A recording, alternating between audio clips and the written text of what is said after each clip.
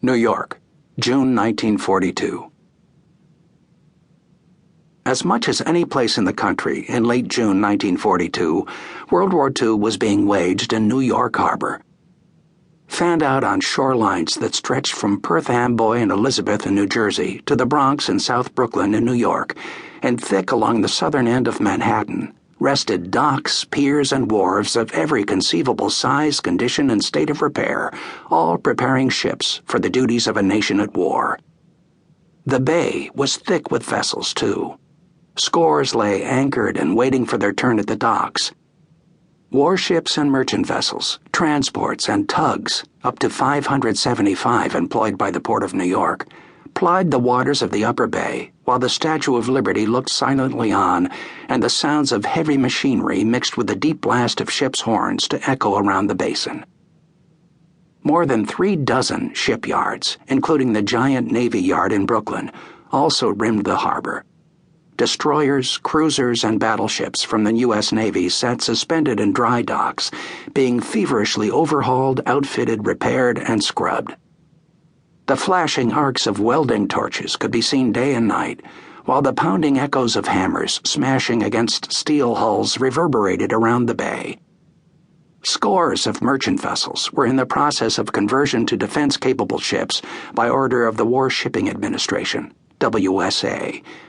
Other boats, commercial to pleasure craft, trawlers to yachts, were being turned into sub-chasers mounted with 3-inch guns and loads of depth charges. Brand new PT boats, the speedy little darlings of naval action in the Pacific, zipped around the harbor in test runs conducted from Bayonne, New Jersey, where they were being manufactured by the score. The yards and docks were punctuated by skeletal derricks and cranes, radio antennae, conning towers, and ship's masts of every size and description, all standing outlined against the skylines of Manhattan, Newark, and Brooklyn. Upward of 1,000 warehouses, set just back from the shorelines and capable, within the whole sweep of the harbor, of storing a combined 40 million square feet of goods and materiel, thrummed with the comings and goings of railroad cars and trucks. Here is where the tools of war, the machinery, the weaponry, the dry goods and hardware, the canvas, cotton, and wool, the matches, batteries, boots, and cigarettes arrived from the factories in the interior of the nation. Here they were stored, and here they were loaded onto those waiting ships, along with the young men who would use them.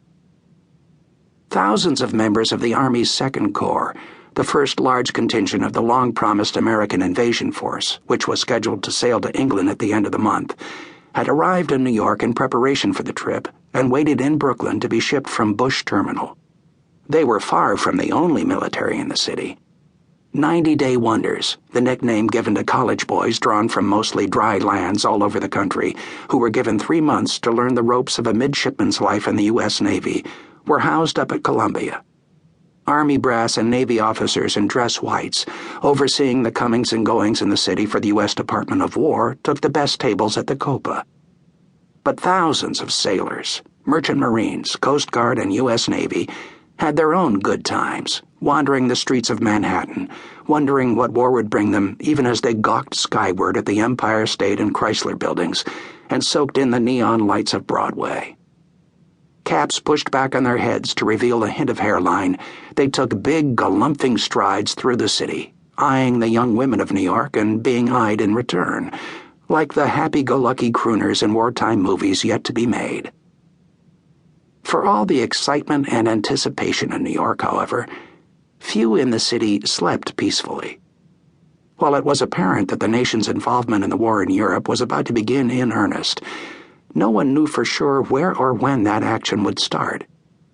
For those millions here and across the country who were uneasy about what the war in Europe would bring, and who wasn't, the fact that New York was full of soldiers, sailors, ships, and the supplies of battle, standing on the brink of war but not yet in it, deepened the sense of anxiety, even as it gave them something akin to relief that the United States was about to engage the enemy.